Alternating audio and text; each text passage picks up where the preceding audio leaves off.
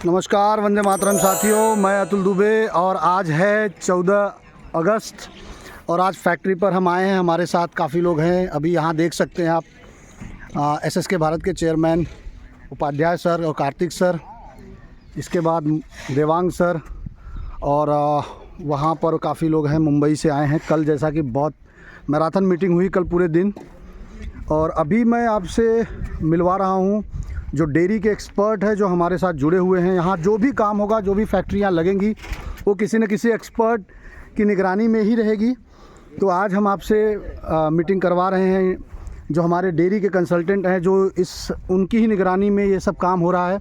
नमस्कार सर जी। नमस्कार sir. Sir, अपने परिचय के साथ आप हमें बताइए कि आपका ये पूरा जो सेटअप हो रहा है यहाँ, आपका क्या रोल है? फर्स्ट ऑफ ऑल तो एसएसके भारत की पूरी टीम को, एस रावल साहब को, उपाध्याय साहब को बहुत बहुत बधाई दूंगा। पूरी टीम को बहुत बहुत बधाई दूंगा कि वो एक पूरा नया वेंचर स्टार्ट कर रहे हैं, जिसके अंतर्गत पूरे भारत के लोगों को जोड़ा जाएगा, किसानों को जोड़ा जाएगा और एक सेल्फ सस्टेनेबल बिजनेस क्रिएट किया जाएगा, जिसके थ्रू फार्मर्स को इनकम जनरेट होगी। मेरा इंट्रोडक्शन दूँ, मेरा नाम है Bharat Amet. I am a business dairy consultant. इस डेयरी फार्म को पूरा कैसे प्रॉफिट में जनरेट कराया जाएगा, कैसे प्रॉफिट में लाके इस इंडस्ट्री को सर्वाइव करा के गायों की सेवा की जाएगी, उस प्रोजेक्ट पे हम लोग काम कर रहे हैं। जैसा कि आप देख रहे हैं, अभी हमारा काम जो है ज़ोरों शोरों पे शुरू हो चुका है। इस प्रोजेक्ट के बारे में छोटा सा इन्फॉर्मेशन देता हूँ। एक सेल्फ सस्टेनेबल डेयरी फार्म होगा जहाँ पे शुद्धता के साथ साथ सारे प्रोडक्ट को डेवलप किया जाएगा, जिसमें हमारे दूध के सारे प्रोडक्ट्स होंगे। दूध, दही, छाछ, लस्सी, पनीर, श्रीखंड, मावा, क्रीम, घी, बटर, चीज़ और भी बहुत सारे ऐसे प्रोडक्ट्स हैं। लेकिन उसमें एक सबसे यूनिक बात होगी कि इंडिया में ऐसा कोई भी फार्म नहीं होगा। ये जो डेयरी फार्म है, इंडिया का पहला ऐसा डेयरी फार्म होगा जहाँ पे हम लोग कम्प्लीटली इंडिजिनस ब्रीड्स के साथ काम करने वाले हैं। यानी कि देसी गाय जो है कम्प्लीटली देसी उसी नस्लों पे काम करेंगे। लेकिन केवल गाय के प्रोडक्ट्स, दूध के प्रोडक्ट्स पे नहीं, हम लोग उसमें गोबर के प्रोडक्ट्स के भी साथ काम करेंगे। कुछ ऐसे सेल्फ सस्टेनेबल बिजनेस है वो यहाँ पे रन किए जाएंगे। पंचगव्य के प्रोडक्ट्स भी किए जाएंगे और भी बहुत सारे ऐसे प्रोडक्ट्स हैं जो यहाँ पे हम लोग बनाने वाले हैं। सिर्फ एक मकसद है, एक मिशन है, पूरी एसएसके भारत टीम का एक मिशन है कि लोगों को रोज़गार मिले, फार्मर्स को रोज़गार मिले, प्लस हमारी जो गाय हैं, जो हमारी गाय माता हैं, उसका सेवा की जाए। लेकिन एक अलग से एक मॉडल डेवलप किया जाए जो सेल्फ सस्टेनेबल हो और वहीं से बिज़नेस भी क्रिएट हो, लोगों को फ़ायदा पहुँचे और लोगों के पास एक हेल्दी प्रोडक्ट पहुँचे। जैसा कि आप जानते हैं, मार्केट में आज की डेट में 99% जो प्रोडक्ट बिक रहे हैं वो सारे अडल्ट्रेशन के साथ बिक रहे हैं जी। मिलावटी पनीर बिक रहा है, वो पामोलिन ऑयल से बन रहा है। कुछ भी प्रोडक्ट्स बन रहे हैं, वो घी बन रहा है तो उसमें 40% घी जो है वो मिलावटी घी है। तो कहीं ये जो डेटा है, आइसक्रीम का भी कल आपकी मीटिंग में हमने सुना था, तो उसमें भी कुछ वो जैसे सभी जानते हैं आइसक्रीम के दो कॉन्सेप्ट होते हैं। जो नॉलेज रखते हैं वो सभी ये जानते हैं, आइसक्रीम मार्केट में जो भी आइसक्रीम बिकती है वो फ्रोज़न डेजर्ट्स है, जिसमें पामोलिन ऑयल का यूज़ किया जाता है बनाने के लिए, या फिर वेजिटेबल फैट का यूज़ किया जाता है। आइसक्रीम वो उस प्रोडक्ट को बोला जाता है जिसमें कम्प्लीटली डेयरी बेस्ड इंग्रेडिएंट्स को यूज़ किया जाए। जबकि आज की इंडिया में ऐसा बिल्कुल नहीं है। गिनी चुनी 1-2 ब्रांड्स के अलावा कोई भी ब्रांड ऐसी नहीं है जो ऐसा प्रोडक्ट बना रही है। लेकिन हो सकता है हम लोग ऐसी पहली ब्रांड बनेंगे जो सारे products, even though A to Z product जो रहेंगे वो कम्प्लीटली इंडिजिनस गाय के दूध से बनेंगे, plus completely milk based ingredients के साथ बनाए जाएंगे, ताकि लोगों को खाने के बाद कुछ भी हेल्थ इश्यूज़ ना हो। उनकी प्रोडक्ट्स की लॉन्गर शेल्फ लाइफ पे हम लोग वर्क कर रहे हैं, ताकि लोगों को प्रोडक्ट को स्टोरेज करने में भी कोई इशू ना हो। और हम लोग ऐसे मार्जिन पे काम कर रहे हैं ताकि लोग आराम से उसको ख़रीद सकें, इजी कॉस्टिंग में उसको अपने पास पा सकें। प्लस उसके अलावा हम आपको एक छोटी सी चीज़ और ब्रीफ करता हूँ कि हमारे पास जो गाय होगी उसको जो चारा खिलाया जाएगा वो भी हमारे यहाँ पे उगाया जाएगा, बिना किसी उर्वरक के, बिना किसी ऐसे केमिकल्स के थ्रू उगाया जाएगा। जो भी केटल फीड दिया जाएगा वो भी पूरा कम्प्लीटली ऐसे किसी भी केमिकल से फ्री रहेगा। उसके अलावा भी आप देखेंगे कि जो भी चीज़ इस दीवारी में, 4 दीवारी में यूज़ की जाएगी वो हम खुद उसको उपजाएंगे, हम उस खुद को पैदा करेंगे। उसको कहीं से भी बाहर से उसको परचेज़ नहीं किया जाएगा, किसी भी केमिकल वाली चीज़ को परचेज़ नहीं किया जाएगा।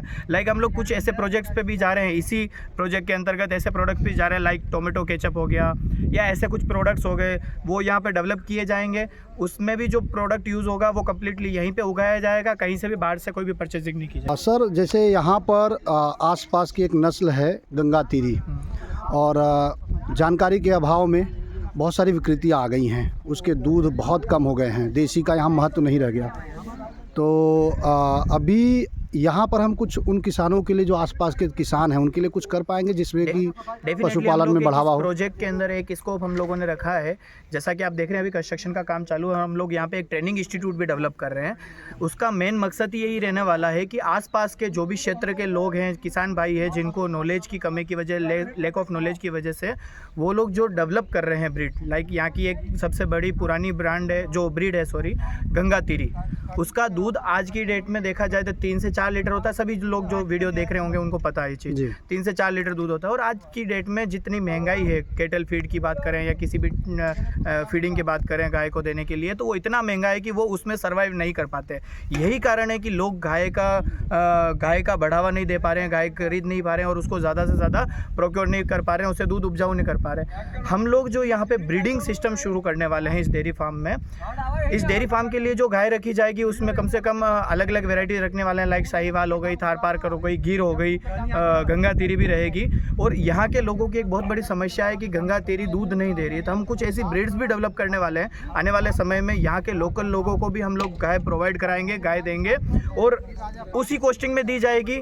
कोई हम लोग प्रॉफिटेबल प्रोडक्ट नहीं करेंगे, उसमें कोई भी प्रॉफिट नहीं कमाएंगे। हमारा सिर्फ एक ही मकसद है कि घर घर में इंडिजिनस गाय हो, चाहे हर एक देसी गाय हो, हर एक घर में ऐसी गाय हो और उनका दूध हम लोग प्रोक्योर करें, अच्छा दूध प्रोक्योर करें और उस दूध के साथ हम लोग अच्छा प्रोडक्ट्स बनाएं। तो वही मकसद के साथ हम लोग यहाँ पे ट्रेनिंग इंस्टीट्यूट डेवलप कर रहे हैं, जहाँ पे हमारी मंथली ट्रेनिंग्स होगी।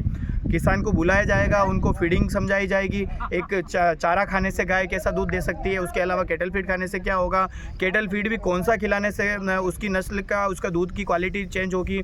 उसके अलावा भी केटल फीड के साथ साथ कई बार क्या होता है कि गाय की बीमारी किसी को पकड़ में नहीं आती है, तो किसानों को हम लोग इतना ट्रेंड करेंगे कि वो घर पे रखी गाय को क्या बीमारी है, उसके अंदर क्या न्यूट्रिशनल वैल्यू चेंज हो रही है, उसकी एनपीके वैल्यू क्या है, इतना नॉलेज देंगे कि कभी भी उनको किसी बाहर से शहरी डॉक्टर को बुलाने की ज़रूरत नहीं पड़ेगी, वो घर पे रह के उस गाय का इलाज कर सके। इतनी ट्रेनिंग का हम लोग यहाँ पे प्रोविज़न रख रहे हैं और इसीलिए इसको सेल्फ सस्टेनेबल बिजनेस बोला जा रहा है कि वो चीज़ भी यही होने वाली है।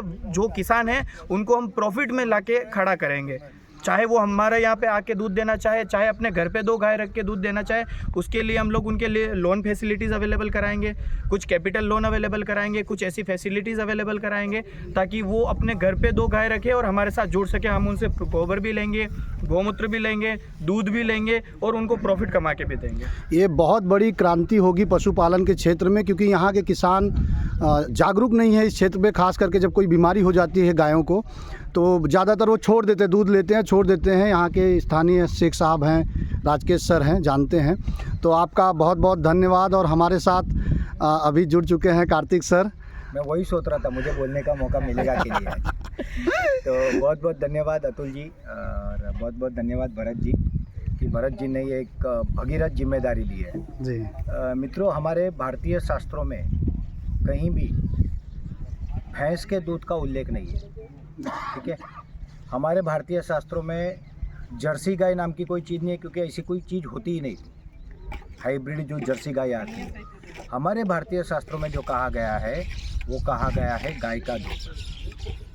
भगवान श्री कृष्ण गाय की रक्षा करते थे, गाय का माखन खाते थे। क्यों? क्योंकि वो माखन में वो वैल्यू थी।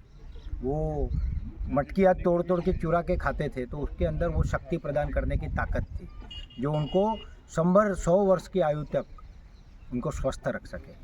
तो हम सब अनफॉर्चुनेटली हमारे देश की धरोहरों को भूलते जा रहे हैं।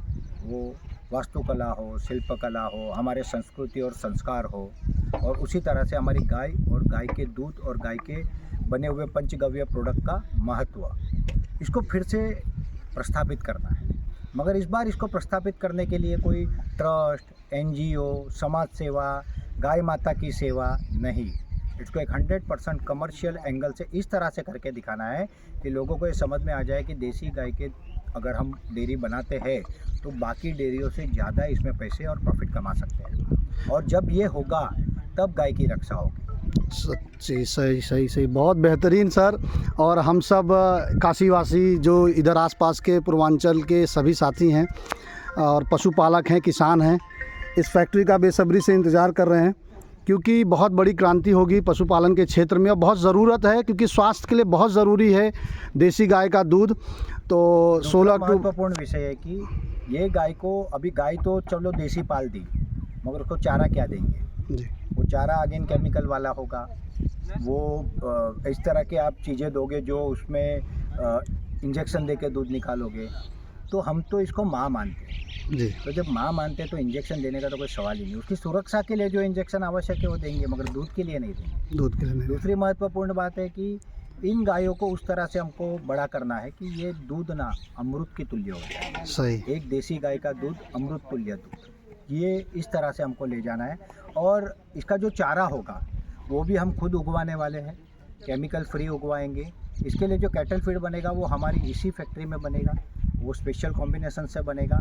और एक अनोखा प्रकल्प, चाहे डेयरी हो, चाहे कोल में हो, चाहे कैटल फीड हो, चाहे कंपोस्टेबल प्लास्टिक आइटम हो, मसाले हो, ऑयल हो।